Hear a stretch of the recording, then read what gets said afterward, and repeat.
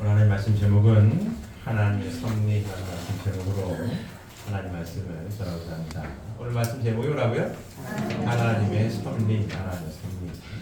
지난 시간 섭리 말씀 제목도 하나님의 섭리였습니다. 오늘은 지난 예배 시간의 복습 시간이에요. 복습 시간. 지난 예배 시간 어떠셨습니까? 잘 이해가 되셨어요? 대답이 없으시네요. 예배 시간 이후에 월요일날 부인회를 하는데 부인회 시간에 우리 원로 목사님이 물어봤대요. 부인식구님들한테 지난 예배 시간이 좀 이해가 됐느냐? 그랬더니 이해가 잘 안 됐다고 그랬답니다. 부인식구님들이 뭔 얘기인지 왔다 갔다 해가지고 못 알아듣겠다고 그랬대요. 그래가지고 오늘 제가 복습 시간을 갖고자 합니다. 왜 목사님이 지난 예배 시간과 같은 시간을 가졌는지, 목사님께서 말씀하시는 그 태극기 하나님의 섭리와 그 정력을 밝힌 일부 김항 선생의 증손자 되십니다. 증손자 되시는 김효수 선생께서 하신 이야기가 왜 공통점이 뭔지, 왜 지난 예배 시간에 한꺼번에 묶어서 이 말씀을 하셨는지 그 이유를 좀 풀어드려야 될 것 같아가지고 제가 오늘 복습 시간을 가졌습니다. 이해되십니까? 네. 괜찮으세요? 네. 자, 왜 그럴까? 왜? 자, 보세요. 왜 잘 이해가 안 가는지 아주 기본적인 얘기부터 하면 그렇습니다. 제가 이것도 도표를 몇 번 그렸어요? 자,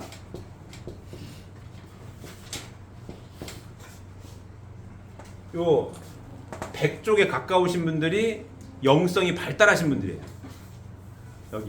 여기 중간 대부분의 사람은 이쪽 동네에 있습니다. 영성이 좀 무뎌져 가지고 잘 몰라요. 그냥 꿈도 잘 안 꾸고 잘 몰라. 그냥 이성적이고 이런 거 공부하는 사람들. 여기는 이성보다는 영성이 발달하신 분들. 제 말이 맞습니까? 이게 좀 분류가 이렇게 구분이 돼요. 근데 목사님은 여기 아주 극단에 계신 분이고, 지난주에 오셨던 김효수 선생도 이쪽에 가까우신 분입니다. 그래서 이쪽에 계신 분들은 기본적으로 통해요. 별 얘기를 안 해도 서로 통하는 게 있어요. 기본적으로. 제가 이제 목사님 오시고 그 도인들 만나는데 많이 몇 번 다녀봤어요. 그 논산에 몇 번 갔습니다. 거기 모여요. 누가 모일 것 같아요? 이쪽 동네에 있는 분들이 모여요. 이쪽 동네에 있는 분들이 모입니다. 모여가지고 막 얘기를 해요. 무슨 얘기인지 모르겠어요. 근데 서로는 굉장히 좋아합니다. 거의 모이신 분들은 막 박수치고 좋아해요. 제가 한 번 말씀드렸죠. 우리 매주 일요일 부르는 하나님 나라 노래, 매주 부르잖아요. 근데 거기 가가지고 처음 불렀어요. 처음. 그때 어떤 분이 남자같이 생긴 여자분인데 스님이래요. 근데 그분이 노래를 부르고 춤을 추더라고.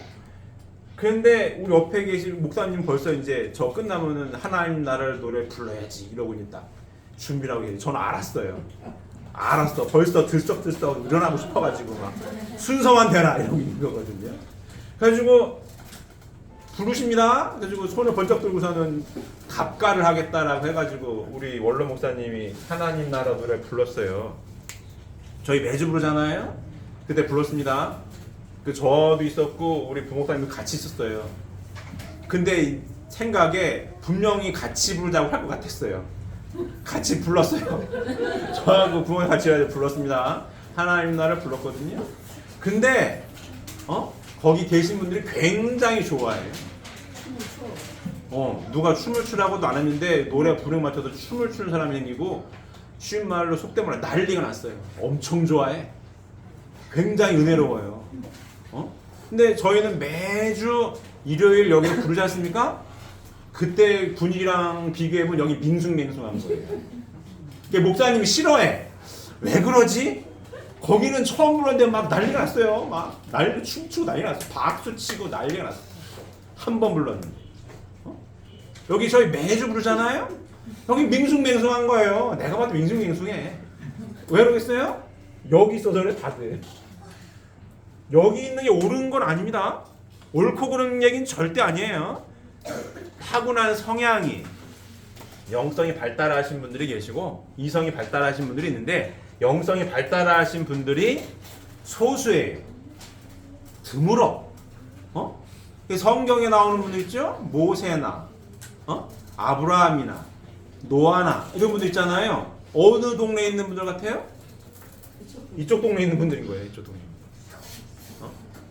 왜? 하나님 여기 계시니까 하나님의 계시를 직접 받아가지고 설명을 하고 기적 같은 걸 보여주고 여기 있는 사람들은 우와 하고 따라가는 거예요. 이게 복귀선입니다. 여기 이해되십니까? 이 기본 전제를 제가 설명을 하는 거예요. 그러니까 원로 목사님하고 지난주 오셔서 말씀하신 그 김효수라는 분은 성향이 여기 있는 분들이에요. 그래가지고 서로 통해. 근데 여기 있는 분들은 부인의 시간에 목사님 물어봤다는 거 아니에요? 이해가 됐어요? 모르겠죠. 중간에 어땠어요? 모르겠었죠. 근데 두 분은 통하는 거예요. 두 분 통해가지고 막 얘기도 길게 해. 막 해요. 이게 기본 내용인 거고. 이해되십니까? 그리고 여기 발달하신 분들은 예술 쪽하고도 닮아 있어요. 맞닿아 있습니다. 하나님 나라 노래 누가 작사 작곡했어요? 우리 목사님이 작곡한 거예요. 음대 나오신 것도 아니잖아요? 음악 공부하신 분이 아니면 작사 작곡을 해요. 왜? 케이시가 내려가지고 노래를 만드는 거예요. 이게. 그 일부 김항 선생도 영가무도라고 하는 걸 합니다. 노래 같은 걸 불러요. 노래 부르면 춤춰.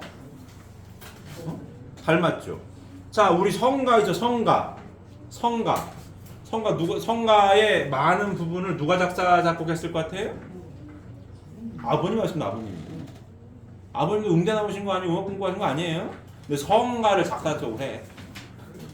어디 계신 분이 아버님도? 여기 극단에 계신 분이겠죠. 재림주님이니까 이렇게. 이해되십니까? 이 기본적인 내용이에요. 그래서 지난주에 두 분이 이제 콜라보를 하셨어요. 원로 목사님 먼저 하시고 정력 그 손자분, 증손자분이 말씀하시고. 근데 왜 말씀하시는 공통 주제가 뭐냐 이거죠. 왜 이 말씀을 하실까? 목사님 왜 지난 시간과 같은 자리를 마련했을까? 그 내용을 제가 말씀을 드리려고 합니다. 이해가 됐습니까? 네. 기본 전제는 요걸 이해를 하셔야지 되는 거예요. 그리고 왜 복습이 필요하냐? 대부분은 여기 있기 때문에 왜 했을까? 잘 모르니까 그 복습 시간 제가 오늘 갖고 설명을 해 드리려고 하는 거예요. 그러면 저는 어떤 역할을 하는 사람이겠어요? 요거를 이렇게 이해하시게 설명하는 역할을 제가 하는 거예요. 이렇게 이해가. 자, 오늘 요 시간이에요. 그렇게 이해할 수 있는 시간을 제가 가지려고 하는 겁니다. 자, 먼저 목사님께서 태극기에 하나님의 섭리를 이제 말씀을 하세요. 굉장히 중요하다라는 걸로 계속 강조를 하십니다. 왜 중요하겠습니까? 왜? 왜 중요할까요? 기독교인들의 소원이 뭐예요? 그렇지, 정답. 재림주님 만나는 거. 왜? 예수님이 메시아로 오셔가지고 십자가에 못 박혀서 돌아가시면서 약속을 했던 거 아니에요? 내가 다시 오마. 다시 올 때 구원받는 거 아니겠어요? 맞습니까? 그러면 모든 기독교인들의 소원은 뭐예요? 예수님을 만나는 거예요. 재림주님을 만나는 거예요. 그럼 성경에 가장 유명한 예언서가 뭐예요? 계시록인 거예요. 그러면 가장 유명한 예언서 그리고 성경 맨 마지막에 있는 요한계시록. 예. 뭐를 계시해야 맞는 거예요? 재림주님이 어디로 오냐 이거야. 왜? 소원이니까. 그럼 뭐에 대한 계시를 밝혀야 되는 거예요? 예수님이 언제 어디로 오느냐를 밝혀야 되는 거예요. 그 요한계시록의 어떤 가장 핵심 알맹이 같은 얘기입니다. 이해되십니까? 동의하십니까? 그러니까 그 목사님이 계시록을 풀었다라고 하는 거는 그걸 풀었다는 거예요. 계시록을 풀었다는 사람 많습니다. 대표적으로 신천지도 있고 많아요. 근데 이 목사님은 그거는 쉬운 말로 가짜고 당신이 밝힌 게 진짜라고 하는 이유는 그거예요. 왜? 재림주님이 어디로 오냐? 이게 제일 가장 중요한 거니까 소원이 그거고. 그럼 계시록의 사명은 뭐예요? 재림주님이 어디로 올 거냐 이걸 밝히는 게 가장 핵심 알맹이라고 보시는 거예요. 그거를 풀었다 이거예요 목사님께서. 다른 것들은 별 영향가가 없어. 간단히 얘기하면 그렇습니다. 이해되십니까? 그 얘기를 하는 거예요. 자, 성경 요 계시록 요거예요. 성경 계시록 요한계시록 4장 2절에서 3절을 보면 내가 곧 성령에 감동하였더니 보라 하늘에 보좌를 베풀었고 그 보좌 위에 앉으신 이가 있는데 앉으신 이의 모양이 벽옥과 홍보석 같고 자 벽옥과 홍보석 같고 또 무지개가 있어 보좌를 둘렀는데 그 모양이 녹보석 같더라 이렇게 설명이 되어 있어요. 근데 자 계시록 19장 4절을 보면 또 24장로와 네 생물이 엎드려 보좌에 앉으신 하나님께 경배하여 이르되 아멘 할렐루야 하니 이렇게 돼 있어요. 보좌에 앉으신 하나님께 경배했다고 되어 있습니다. 맞습니까? 근데 보좌에 앉으신 이가 있는데 앉으신 이의 모양이 뭐가 같다고 했어요? 벽옥과 홍보석 같고 이렇게 되어 있는 거예요. 앉으신 있는 보좌에 앉으신 분이 누구예요? 하나님이잖아요. 하나님의 모양이 뭐라고 되어 있다고요? 벽옥과 홍보석 같다 이거예요. 그럼 하나님의 모양을 뭐로 표현했어요? 벽옥과 홍보석, 옥색, 파란색, 홍보석, 빨간색 이렇게 표현했다 이거예요. 이게 하나님의 모양이다. 계시록 이렇게 푸는 거예요. 응? 보좌 위에 앉으신 이가 있는데 앉으신 이가 누구예요? 하나님. 하나님의 모양이 벽옥과 홍보석 같고 동의하십니까? 네. 자, 또 무지개가 있어 보호자를 둘렀는데 그 모양이 녹보석 같더라. 무지개 어떻게 생겼어요? 이게 무지개입니다. 맞습니까? 무지개 이렇게 돌잖아요. 보호자 위에 앉으신 있는 이가 있는데 그 누구야? 하나님. 하나님의 모양이 벽과 송보석 같고 보호자를 뭐가 둘렀어요? 무지개가 보호자를 둘렀다 이거요. 무지개가 얘를 이 보호자를 둘렀다는 거 아니에요? 무지개 잘라서 이렇게 둘르면은 이렇게 된다 이거예요. 이렇게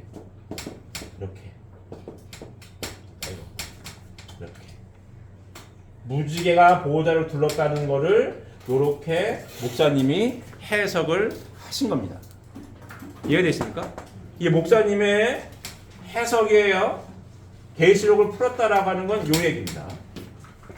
이 얘기. 풀고 보니 이 모양이 뭐예요? 대한민국 태극기다 이거야. 그러면 계시록에 해야 할 사명이 예수님이 어디로 오시나 재림에 대한 걸 밝히는 게 계시록의 알맹이라면 계시록에 밝힌 예수님은 재림주님 어디로 온다는 얘기예요? 대한민국으로 온다. 이걸 목사님이 푼 거예요. 이렇게 해석을 한 거예요.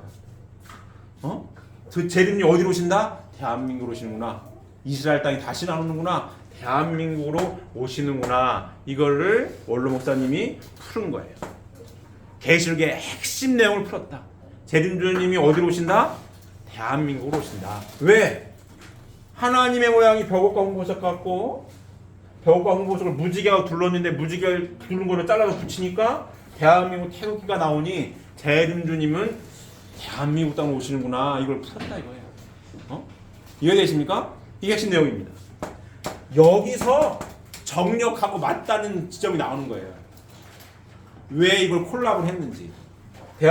계시록을 풀었더니 재림주님이 대한민국 땅으로 오는 걸 밝혔는데 왜? 태극기가 나타났으니까. 이 태극기하고 뭐하고 맞닿아 있다고요? 정력하고 맞닿아 있는 거예요 얘가. 이해되십니까? 자, 태극기는 대한민국을 상징하는 국기입니다. 그렇죠? 맞습니까? 근데 태극기를 누가 만들었냐요? 누가? 언제? 태극기를 만들게 된 거는 조선시대 후기, 조선시대 말 일제가 대한민국을 꿀꺽 삼키려고 이제 슬슬 시동을 걸 때, 운이호 사건이라고 있어요. 강화도에 운이호라고는 일본 배가 들어왔는데 일장기를 걸어놨거든요. 근데 뭐 공격을 했니만이 이걸 따지는 거예요. 아니 일장기를 걸었는데 왜 공격을 하냐? 우리가 온 건데 뭐 이런 거거든요. 근데 그때만 해도 조선시대 후기만 해도 국기라는 개념을 조선시대가 몰랐어요. 국기라는 게 있어? 이런 거 몰랐어요. 전쟁 나갈 때 무슨 삼조 깃발 나가 들고 대장기 들고 나 이런 거만 알았지 나라를 상징하는 이 기가 있다라는 걸 몰랐습니다. 그만큼 조선시대는 세계가 막 돌아가는 데에서 뒤쳐져 있던 시대예요. 그랬더니 이런 게 있구나. 야 그러면 대한민국을 상징하는 이 국기를 좀 만들어야 되지 않겠니? 만들어봐라 해서 만든 게 이거요. 그럼 어떻게 만들까? 그럼 대한민국이라고 하는 거를 어떻게 상징할 것이냐? 대한민국 과연 어떤 나라냐? 이걸 보여주는 거 아니에요? 나라의 정체성을 드러내야 되는 건데 조선시대가 어떤 국가였습니까? 유교, 성리학이 지배했던 나라예요. 맞습니까?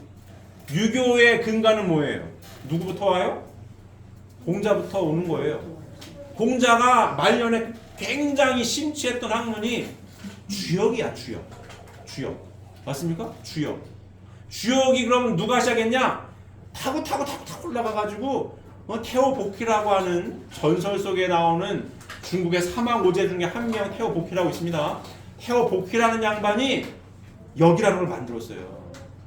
하도라는 거를 만들고 팔괘라는 걸 만듭니다. 이 팔괘에서 주역이 나와요. 주나라의 문왕이 태호복희가 만들었다라고 하는 팔괘를 가지고 잘 수정 보완해 가지고 만든 게 주역이에요. 주나라의 달력 그게 주역입니다. 주역. 역자가 변할 역자예요. 변한다 이거예요. 주역. 공자가 그걸 굉장히 심취했어요. 그럼 조선 시대가 성리학, 유교가 지배했던 나라인데 다 동양 철학, 주역이 아주 그 뿌리를 두고 있어요. 그래가지고 주역에서 나온 게 태극, 이 괴 다 여기 있는 거예요.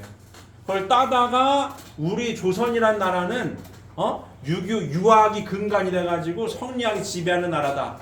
주역이 뭐예요? 우주가 어떻게 생성돼서 어떻게 변화하는지 우주의 변화 원리를 그려낸 게 주역입니다. 우리 조선이란 나라는 우주가 어떻게 변화하고 굴러가는지를 심취해서 공부하는 그런 나라야. 이게 대한민국 태극기야 이게. 양반의 나라 아니면 양반의 나라. 조선이란 나라가 양반이 뭐 하는 사람들이에요? 이거 공부하는 사람들이에요. 성리학 공부하는 사람들. 이가 먼저냐 기가 먼저냐 이기론 이런 거 따지는 사람들이에요. 굉장히 기술이나 이런 걸 천시했어요. 상업 같은 걸 천시했어요. 뭐가 최고야? 이게 동양 철학이 최고야. 그게 지배했던 나라이기 때문에 대한민국은 이런 나라다. 집대기 꼬고 있으면서 총도 없고 별것도 없는데 그걸 싼 것들이 하는 거고 야 이게 최고야. 동양 철학이 다스린 나라. 이게 대한민국 태극기입니다. 국기를 만들게 이렇게 만들어 버렸어. 우린 양반의 나라야. 주역을 공부하고 있어. 동양 철학 공부하고 있어. 요걸 만들었어요. 요거. 맞습니까? 그러면 일부 김항군생은 뭐 한 사람이냐? 여기 나오는 거예요. 태극기가 이렇게 시작이 된 건데 만들어졌는데 일부 김항이라고 하는 분은 1800년대 사람이에요. 조선시대 후기. 이 길부 김항이라고 하는 분이 뭘 만들었냐? 정력을 만들었어요. 정력은 어떤 버전이냐? 주역의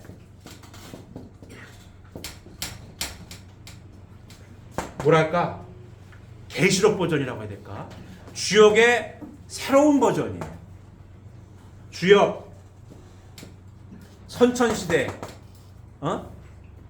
과거에 지배했던 이 선천시대가 돌아가는 우주 변화의 원리를 주역이라고 했다면 정력은 뭐냐? 후천시대.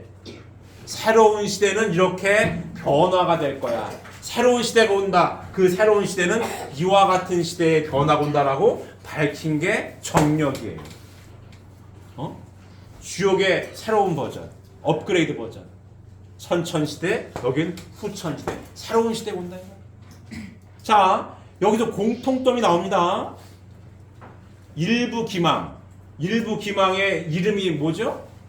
김항이 이름이고 일부는 뭐예요? 호입니다. 자, 일부. 이렇게 써요. 이렇게. 이게 뭐예요? 일부 뭐죠? 하나의 뭐예요? 이게 뭐예요? 지압이 붙잡니다. 하나의 남편. 너 많이 들은 얘기 아니에요?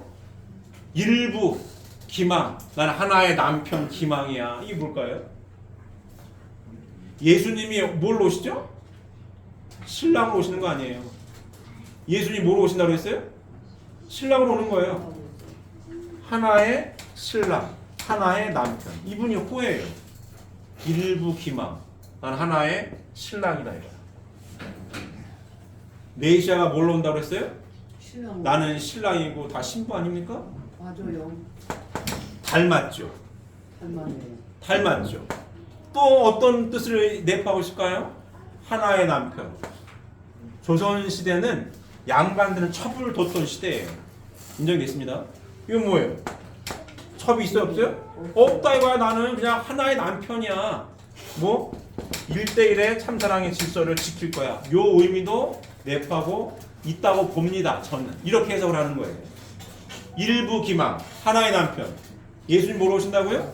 신랑으로 오시는데 뭘 뜻하고 있어요? 메시아. 내가 하나의 신랑이야. 뭘 밝혀서? 새 시대를 밝혔거든. 새로운 후천시대는 이렇게 되는 거야. 내가 밝혔거든. 내가 하나의 신랑이야. 예수님 신랑으로 온다는 얘기나 내가 일부라고 밝힌 거나 똑같은 얘기죠. 또 하나는 뭐예요? 1대1의 사랑. 나는 첩을 두지 않아. 그분이 첩을 뒀는지 안 뒀는지 모르겠습니다. 근데 이 뜻을 내포하고 있다라고 저는 해석을 하는 거예요. 이해되십니까? 또 이분이 밝힌 게 뭐예요? 여성시대를 얘기해요. 앞으로 시대는 여성시대. 여성이 올라간다. 상위시대 온다. 조선시대는 누가 왕이에요? 남자가 왕이요. 여자는 그냥 소모품 같이 취급했던 남존여비 시대가 조선시대였습니다. 근데 유학자 아니에요. 유학자인데 어떤 얘기를 해요? 새 시대는 어떤 시대가 된다? 여성시대가 된다. 밝힌 얘기예요. 일부 김항 선생. 일부 김항 선생이 요한이가 요한계시록을 쓴 요한이가 이걸 뭘로 봤어요? 환상으로 본 거 아니에요. 신상이 여기 돼 있지 않습니까? 자, 내가 곧 성령에 감동하였더니 보라 하늘에 보좌를 베풀었고 그 보좌 위에 앉으신 이가 있는데 앉으신 이의 모양이 벽옥과 홍보석 같고 또 무지개가 있어 보좌를 둘렀는데 그 모양이 녹보석 같더라. 뭐가 임해서 본 거요? 성령 임해서 본 거 아닙니까? 일부 김항선생도 이런 걸 썼어요. 대역서 이런 거 자꾸 얘기야. 똑같은 표현을 쓰면 성령에 임해서 계시를 받아서 보니 새 시대가 올 거고 새 시대는 여성 시대가 올 거야. 뭐 이런 얘기를 밝힌 거예요. 이해됐습니까? 이게 새 시대야. 그리고 이 새 시대의 주인공이 될 나라는 조선이야. 조선. 그 밝게 써 있어요.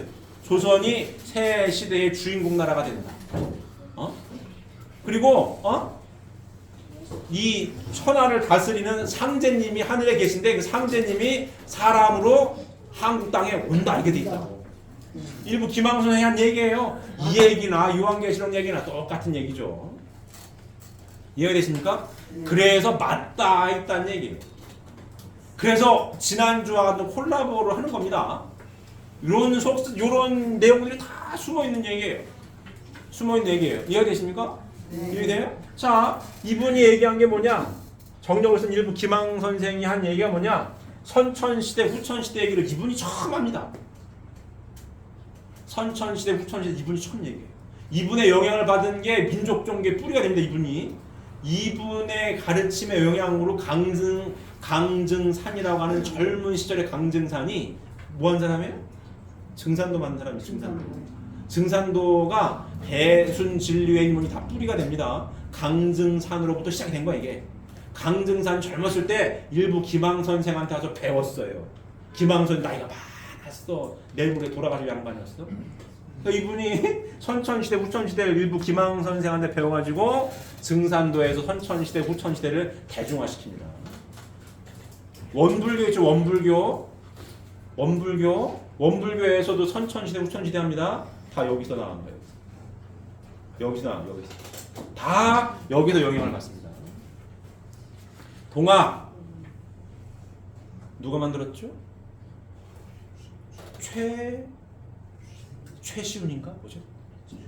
최재훈인가 뭐 그렇습니다. 동약 처음 만든 그분은 이 일부 기방성은 약간 연배가 높아요. 근데 동학도 나중에 뭘로 바뀌죠? 천도교로 바뀝니다. 종교로 바뀝니다. 근데 동학도 어디에 영향을 받아요?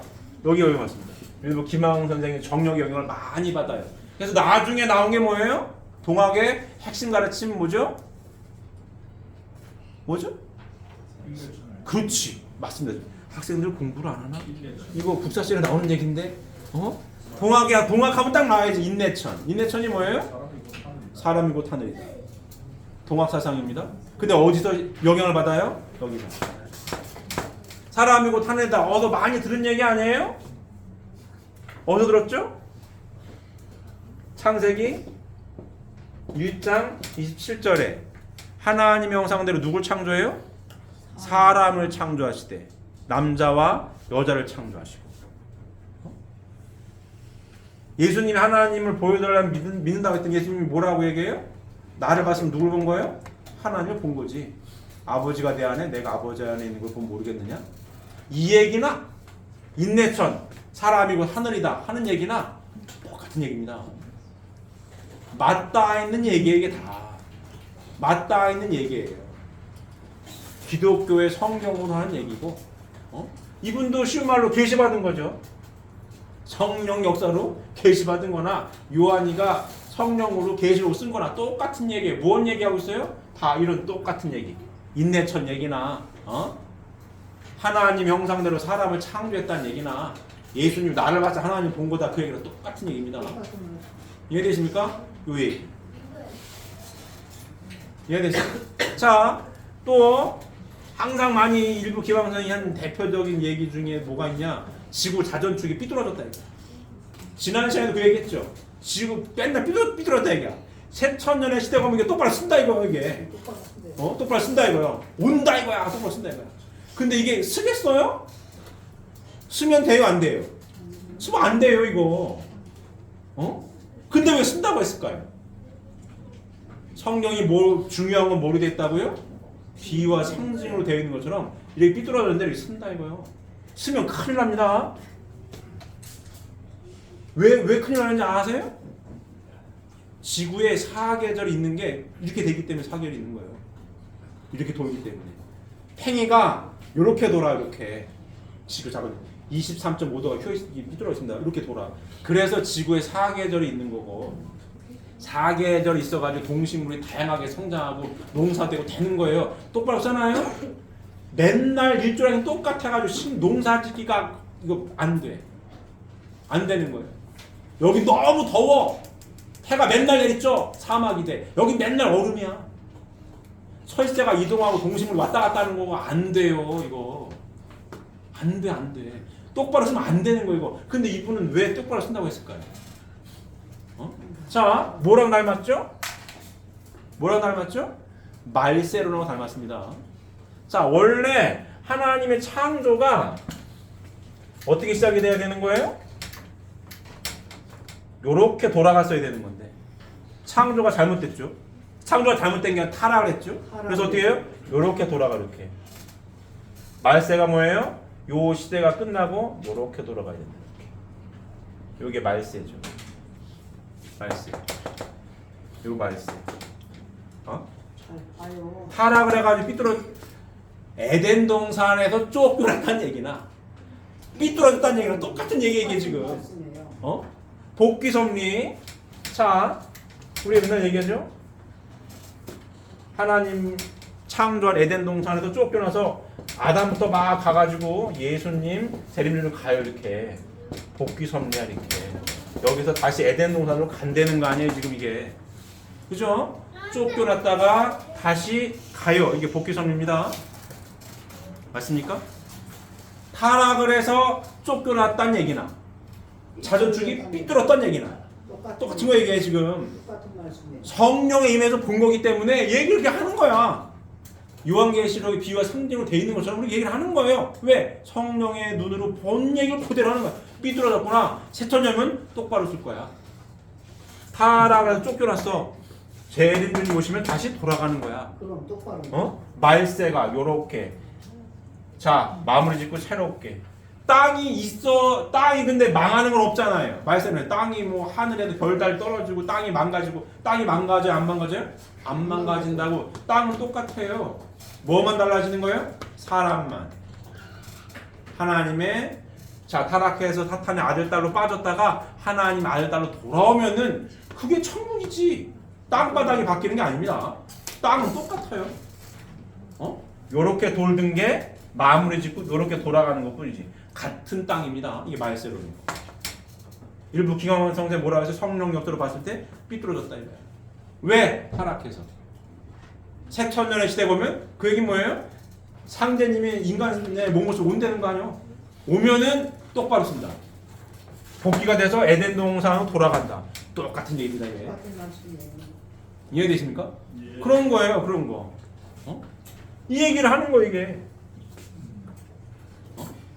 그래서 통하는 거예요, 이게 지금. 그래서 지난주와 같은 콜라보가 있는 겁니다. 근데 저처럼 이렇게 설명을 하면 조금 이해가 되는데 이 중간이 없으니까 그냥 없으니까 맞다. 목사님대로 맞다고 하고 저분은 저분대로 맞다고 하고 그런 거예요, 이게. 그럼 맞다고 하는 거예요. 뭐가 맞는지 모르지. 근데 내용은 이런 거. 이렇게 이렇게. 이해되십니까? 그래가지고 가는 거예요, 지금. 가고 있는 겁니다. 자, 그러면 자 보세요.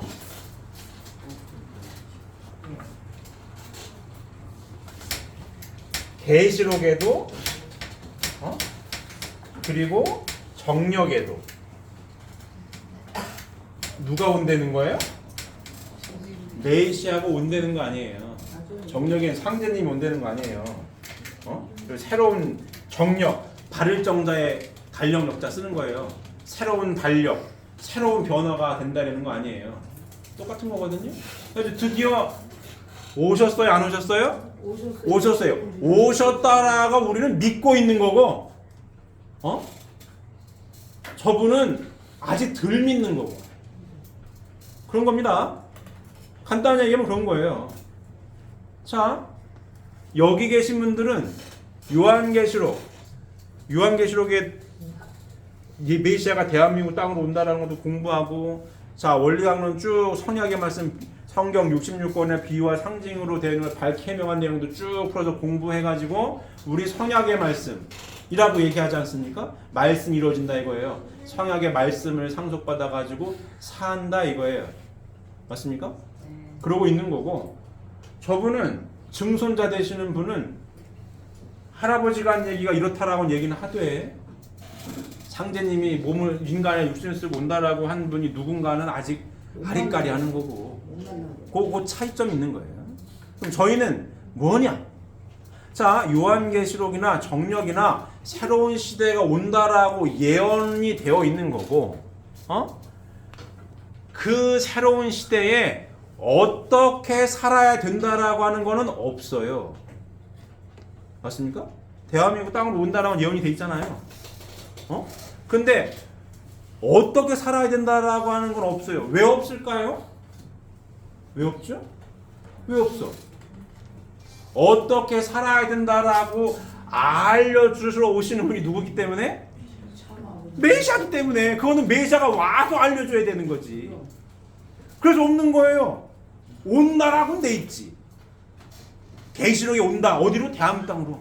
정력에도 새로운 달력, 새로운 수천 년의 시대가 온다라고는 돼 있지. 상제님이 온다라고는 돼 있어요. 근데 와가지고 어떻게 살아야 새천년 시대가 산다라고 하는 건 없어요. 왜 없다고요? 그분이 오셔야 그분의 입술을 통해서 알려줘야 아는 거지. 어떻게 알아요? 모르는 거지. 맞습니까?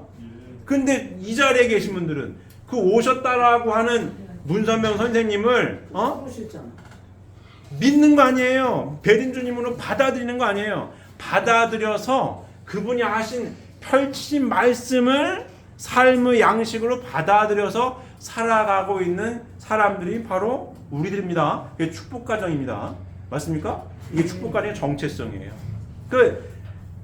재림주님이 그래서 이 세상에 새 말씀을 가지고 오셔서 구원의 화두로 던진 화두가 뭐라고요?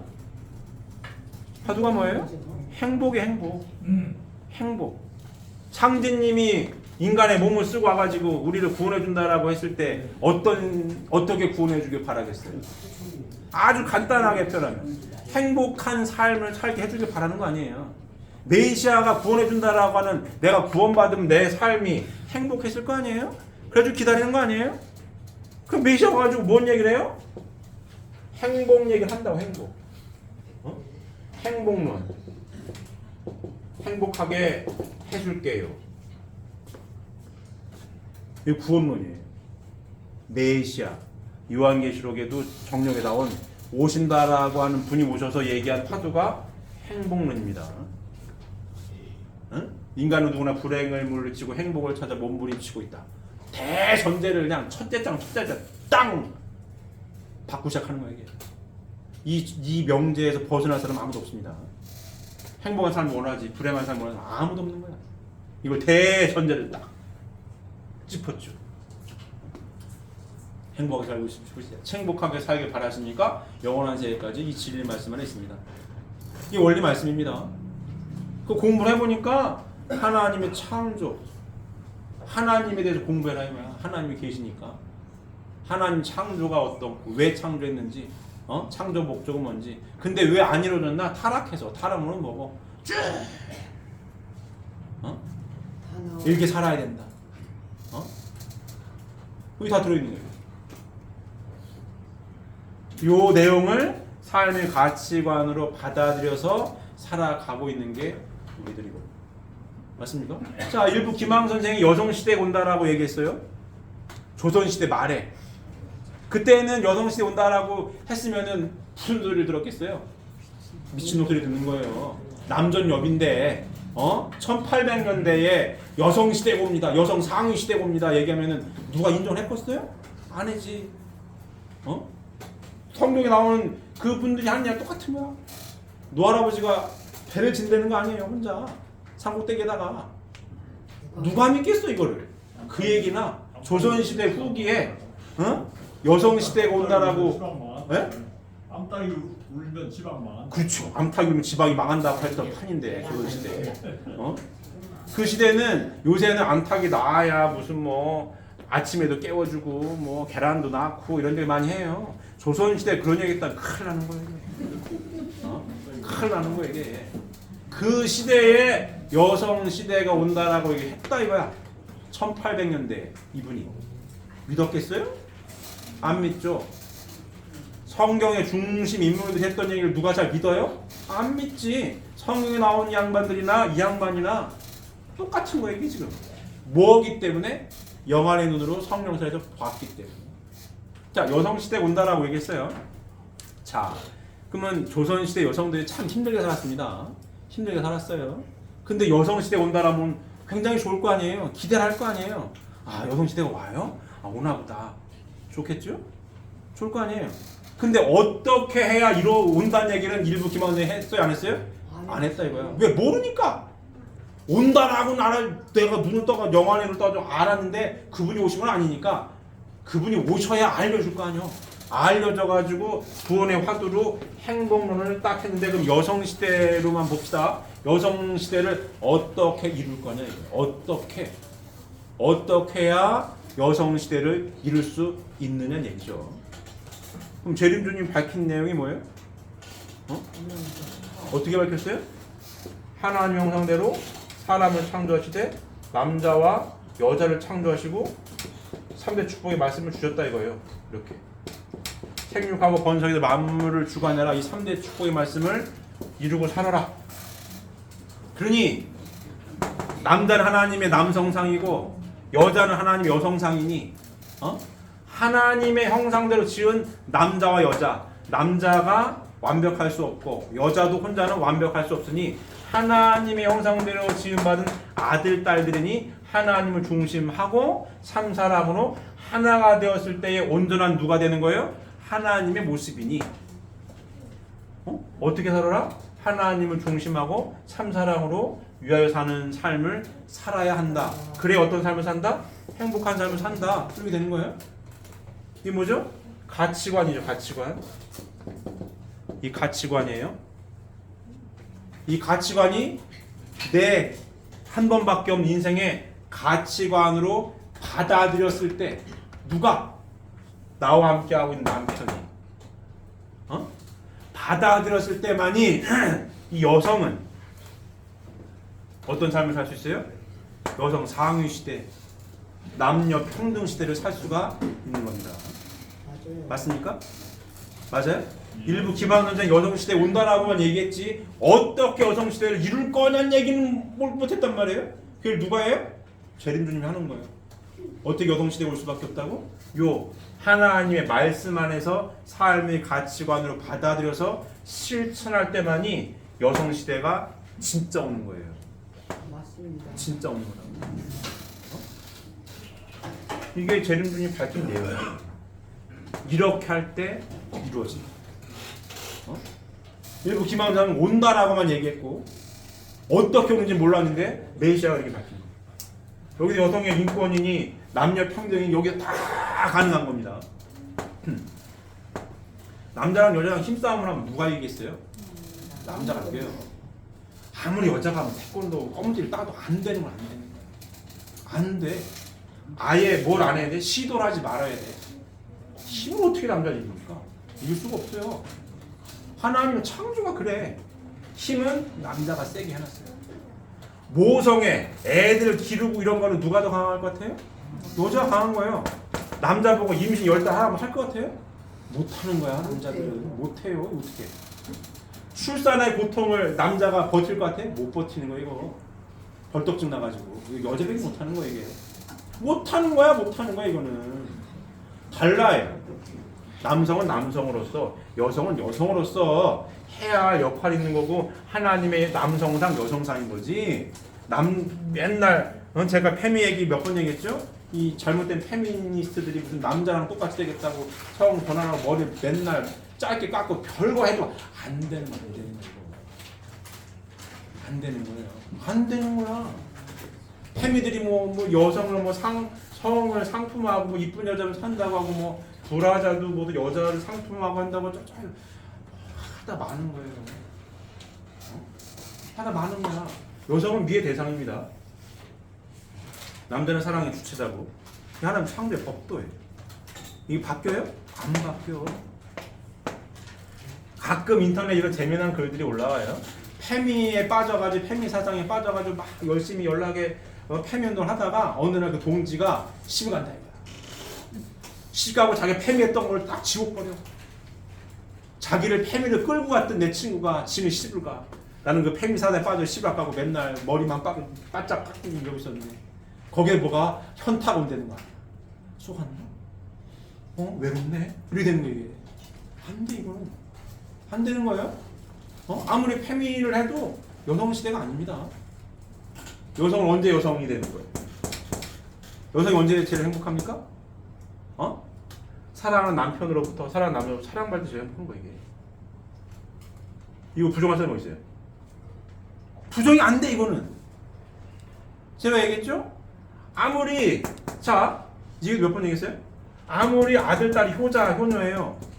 엄마한테 아빠는 맨날 바람을 폈어. 밖으로 돌아.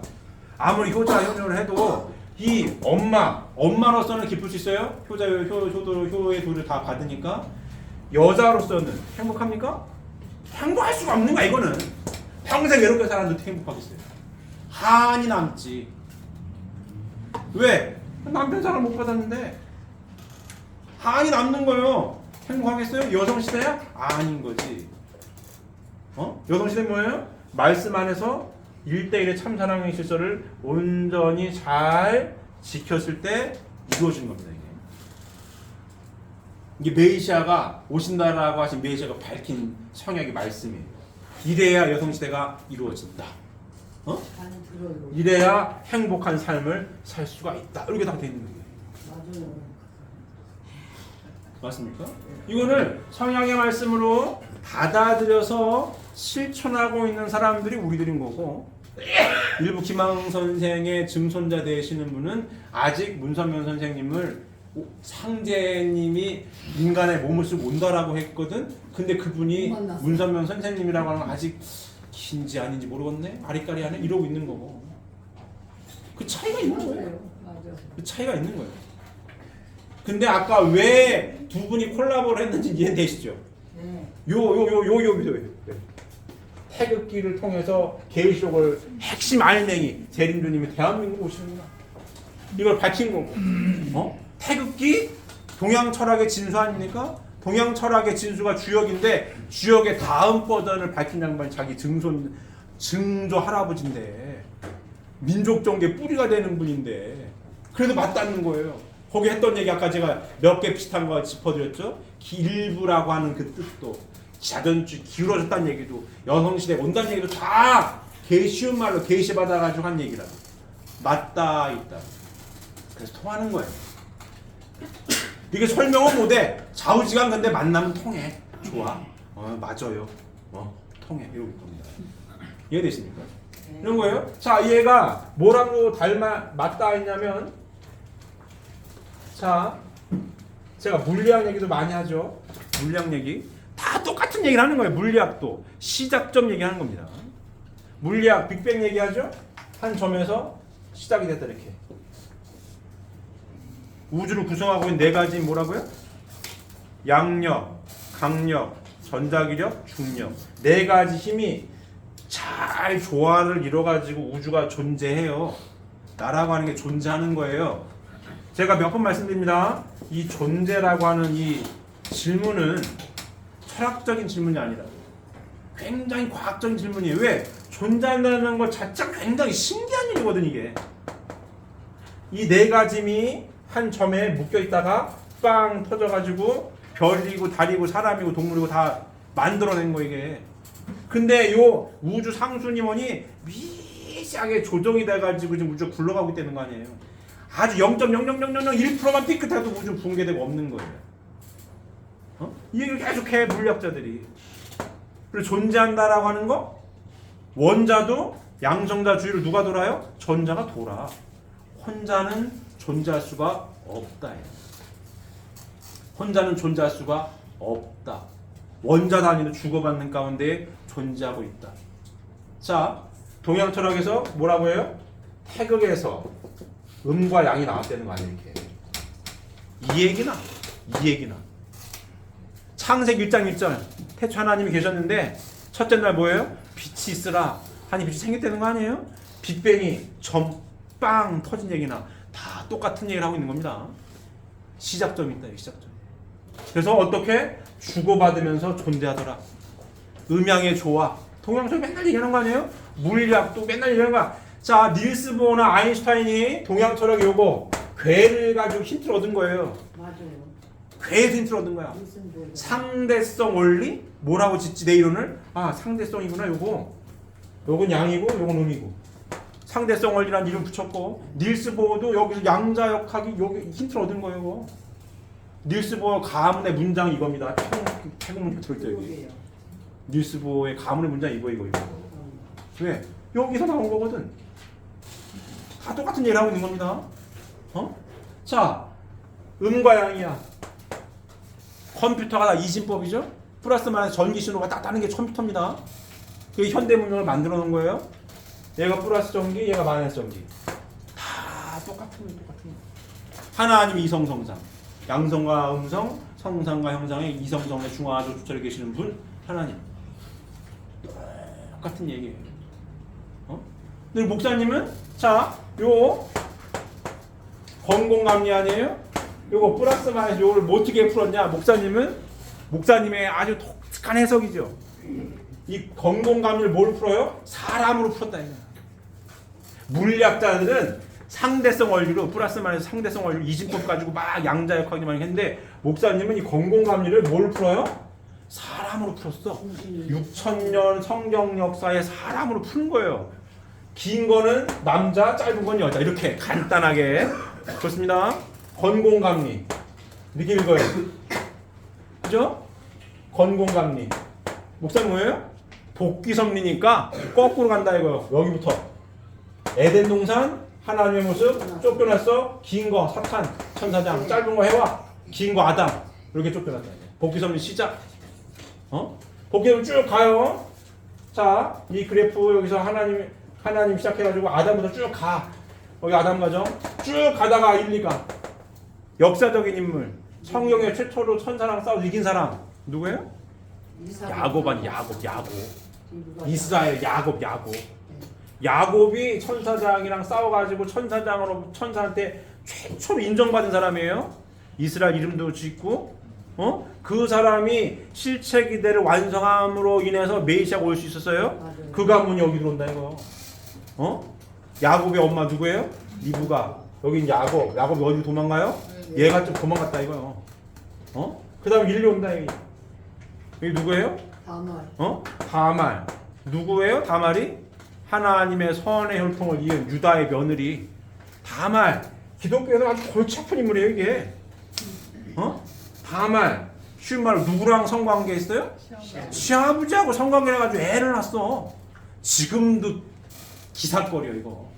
시아버지랑 아주 이 뭐라고 해야 되나? 이 설교생활 이런 표현이 참 안 좋은 표현인데 이런 일이 벌어지잖아요. 저거 시아버지랑 붙어 먹은 년이야. 이런 얘기 들어야 돼. 다말은 맞습니까? 근데 성경이 써 있어. 왜 써 있냐? 왜? 유다의 시아버지의 혈통을 이어받아가지고 애를 낳아요.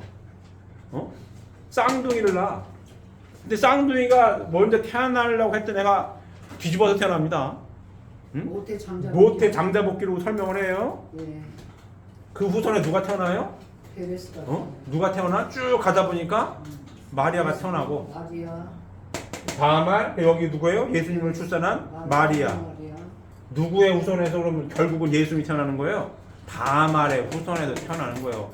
다말이 누구의 혈통을 이었기 때문에 하나님의 선의 혈통을 이었기 때문에 다말 후손에 마리아가 나오는 거고 마리아가 예수님을 낳는 거예요. 이게 지금 오늘 훈독한 말씀 내용 쭉 보면 그렇습니다. 아담 해와의 타락의 역사를 두고 하나님의 가슴에 가장 가슴 아픈 한으로 남아져 내린 것이 무엇인지 아십니까? 하늘의 핏줄을 잃어버리고 형제권과 소유권마저 잃어버린 사건입니다. 생명보다 귀하고 사랑보다도 중요한 것이 혈통입니다. 생명과 사랑이 합해서 창조되는 것이 혈통입니다. 그 중에 생명이 없어도 안 되는 것이요 사랑이 없어도 혈통은 창조될 수 없는 것입니다. 사랑, 생명, 혈통 중 그 열매가 혈통이란 말입니다. 이 다 연관된 얘기입니다. 이게 이해되십니까?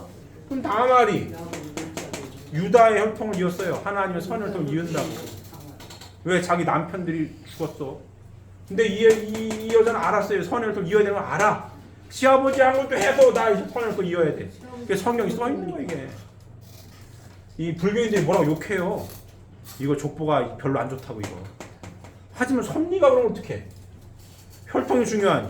맞습니까?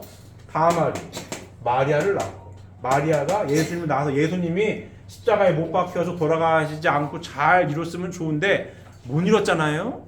예수님 이뤘으면 이렇게 좋았겠지. 못 이루니까 예수님 십자가에 못 박혀 돌아가시고 십자가에 못 박혀 돌아가신 후에 성령 역사, 성신 역사가 막 일어나는 거예요. 그래서 예수님 부활, 그래서 기독교가 막 부활합니다. 다시 오마 기다리고 있어요. 그 일리 간다 이거야. 최초 이쪽으로. 여기 누구예요? 남자 모세. 구약 성경 주인공 모세오경. 그다음 누구예요? 예수님 신약의 말씀을 쓰신 분. 그럼 또 누구예요? 재림주님 오신다 이거예요. 왜? 구약과 신약의 비유와 상징으로 되어 있는 이 말씀을 밝히 해명해 주시러 오시는 분이 누구예요? 재림주님. 그 재림주님이 밝히 해명해 주신 성약의 말씀을 갖고 어디 다시 온다? 에덴 동산으로 돌아온다 이거.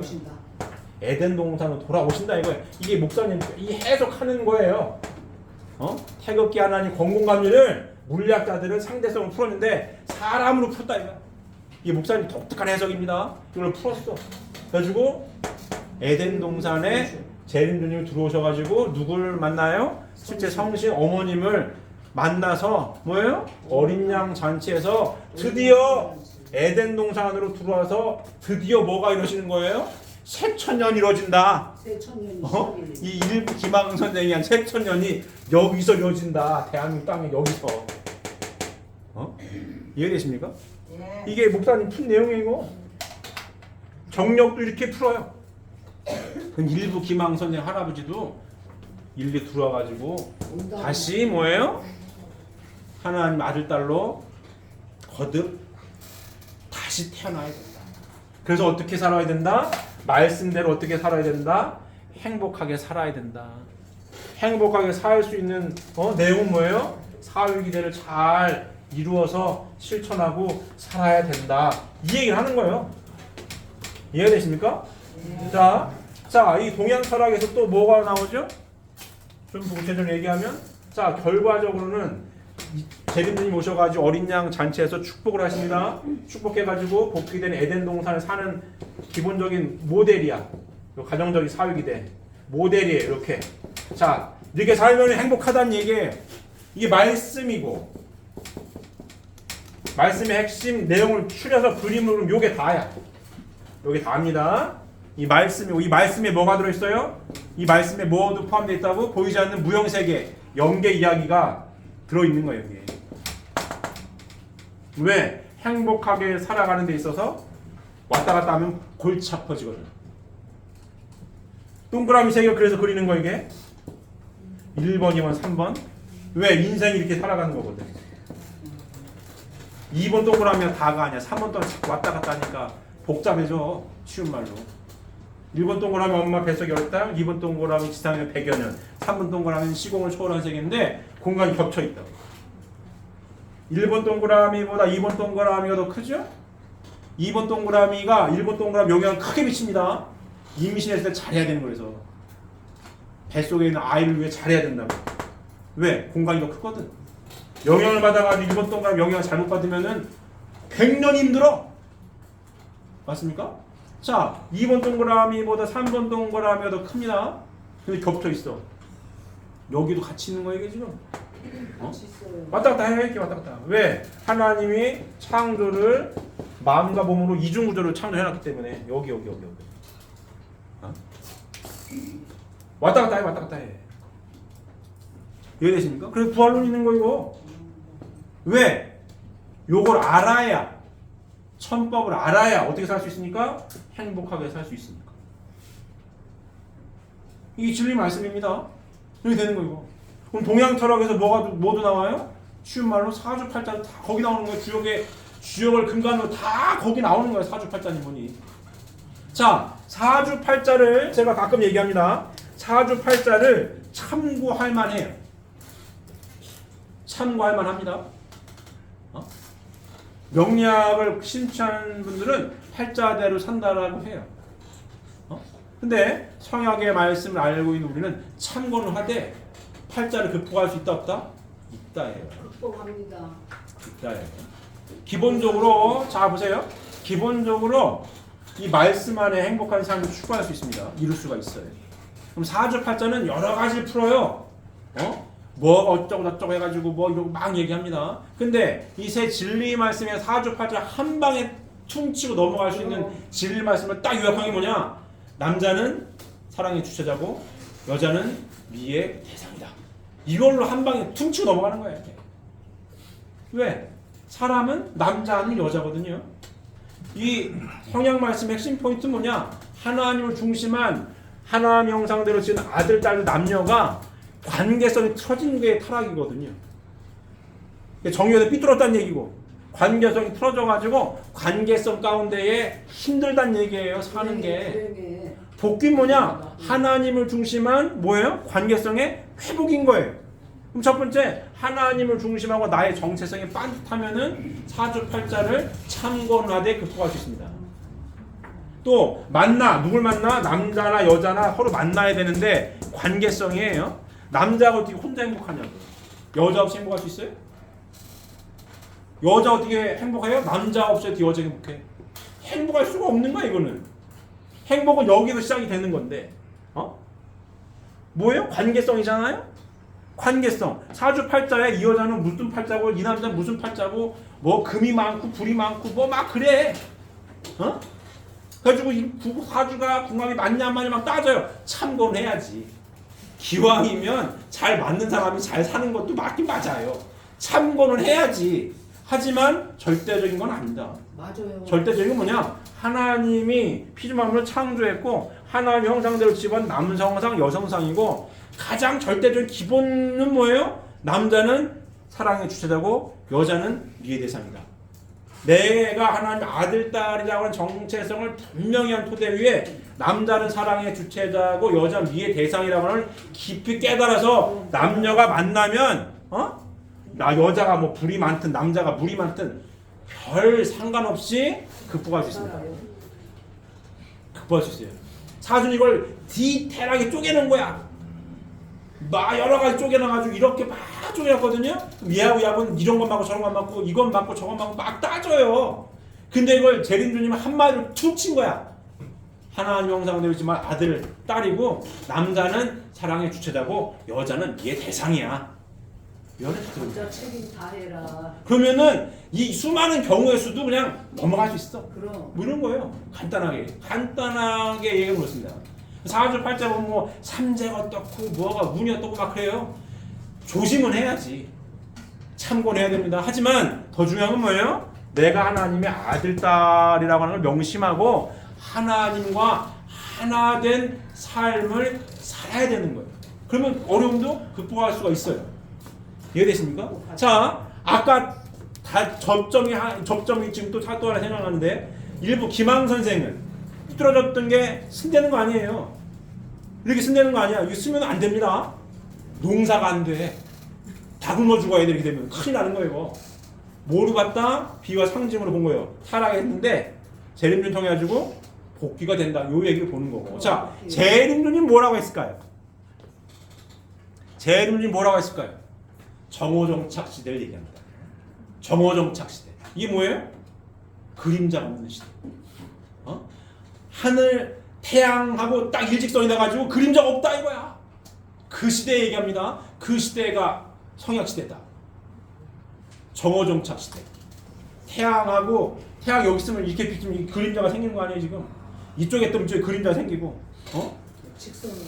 태양이 딱 내 머리 위에 똑바로 서 있으면은 뭐예요? 그림자가 없다 이거야.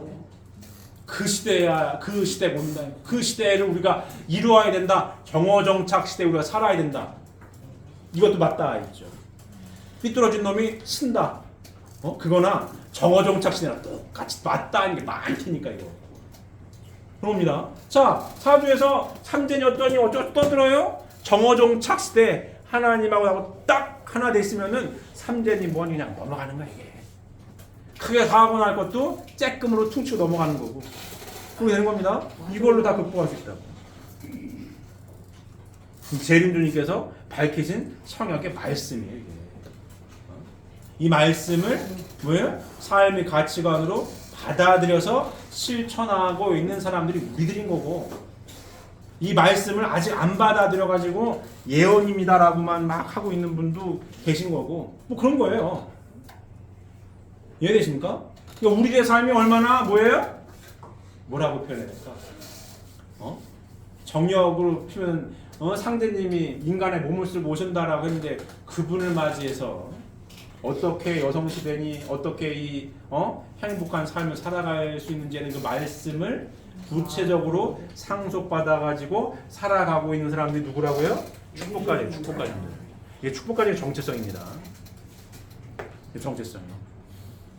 이해되십니까? 네. 이해되십니까? 그래서 지난 시간에 뭐예요? 일부 우리 원로 목사님과 일부 김항 선생의 증손자 되시는 분이 콜라보를 한 거예요. 이와 같은 접점이 있고 목사님이 구체적으로 하고 싶으셨던 내용은 이 내용이지. 오셨으니까 이 안에 오신 분의 말씀대로 이렇게 살아야 된다. 이 말씀을 하고 싶으신 거잖아요. 결국은 정력 얘기를 해야지. 이렇게 접점이 있습니다. 정력에서 한 그 얘기를 이렇게 아버님이 오셔가지고 문상문 선생님 오셔가지고 이루고 있으니까. 강의 끝나고 나서 접점이 있으니까 이렇게 돼 있으니까. 이해되십니까? 그래서 콜라보를 하는 거예요. 이 말씀을 삶의 가치관으로 받아들여서 깨닫고 뭐예요? 많은 이들에게 펼쳐야죠. 펼쳐야 해요. 뭘로 펼치는 게 가장 효과적이라고요? 삶으로 보여주는 게 가장 확실하게 삶으로 보여주는 이 얘기를 제가 많이 했습니다. 이론을 가지고 싸움을 하면 개똥 철학도 철학이 빡빡 우기면 답이 없어요. 나 이게 맞다고 우기는데 이건 답이 없는 거예요. 알았어. 어떻게? 자유민주주의 국가 이거 죽여 살려고 그래. 벽 보고 얘기하겠다네. 벽 보고 얘기해라. 그리고 나누는 거지. 방법이 없습니다. 뭘로 증명이 될까요? 진리의 말씀이냐 아니냐로 판가름 나오는 거는 진리의 말씀을 삶의 가치관으로 받아들인 사람들이 10년, 20년, 30년, 40년 평생을 살아갔을 때 인생의 황혼기로 접어들었을 때쯤 어떤 삶을 살아왔는지 삶으로 증명할 때 결판이 나는 거예요. 이거예요. 그전에 결판이 안 납니다. 결판이 안 나요. 왜? 빡빡 우기면 다 방법이 없어 이거. 방법이 없는 거예요. 원로 목사님은 계시록을 이렇게 풀었어요? 하나님의 섭리를 풀었어요. 이렇게. 계시록을 다르게 푸는 사람도 있겠죠? 어떻게 풀어가지고 살아가는 게 맞느냐? 뭘로 증명해야 된다고요? 삶으로 증명하는 수밖에 없어요. 어떻게 증명할 거예요? 행복이라고 하는 걸 어떻게, 행복한 삶이라고 하는 거를 뭘로 증명합니까? 행복 기준점이 다 다르고, 비중도 다 다른데 누가 인정해 주는 거예요? 기본적으로 내 스스로 행복한지 잘 점검해야 되는 거고, 보편적으로 많은 사람들이 참 그래도 인생 행복하게 살았네, 좋은 인생이야 라고 인정할 때 인정받는 겁니다. 근데 뚝딱 돼요? 젊었을 때 이게 평가가 돼요? 앞으로 남은 세월이 한참 남았는데 어떻게 알아? 많은 시간을 살아봤을 때 삶으로 증명이 되는 겁니다. 증명이 되는 거예요. 그래서 뭐예요? 성약의 말씀 뭡니까? 이 구도를 가지고 있는 거고, 나라고 하는 게 혼자 돼요? 이게? 이 구도가 이루어집니까? 나 혼자? 안 이루어지는 거예요 이거. 그래서 우리 신앙 고백이 뭐라고요? 가족 맹세인 거예요. 대를 이어서 끝까지 잘 갈 수 있도록 뭐 해야 되는 거예요? 실천해서 성장하는 2세, 3세 아들, 딸들도 엄마 아빠들은 받아들인 거고, 성장하는 2세, 3세 아들, 딸들도 삶의 가치관으로 잘 받아들여야 갈 수가 있는 겁니다. 이 길을 우리가 가고 있는 겁니다. 그래서 굉장히 고차원적인 이야기예요. 이 축복가정의 신앙길이라고 하는 것은 절대로 단순하지 않습니다. 굉장히 고차원적인 얘기예요. 혼자 갈 수 있는 길이 아니죠. 진짜 도인들은 우리가 도인들인 거예요. 6천년 동안 아무도 못 해본 일을 하겠다는 거 아니에요 지금? 하나님을 중심하고 남녀가 하나가 되겠다는 거 아니에요 지금? 해본 적이 없는데 왜? 진리 말씀으로 여기 행복이 있으니까 이루려고 애쓰고 노력하고 있는 겁니다. 제가 맞습니까? 예. 잘 노력하고 계십니까?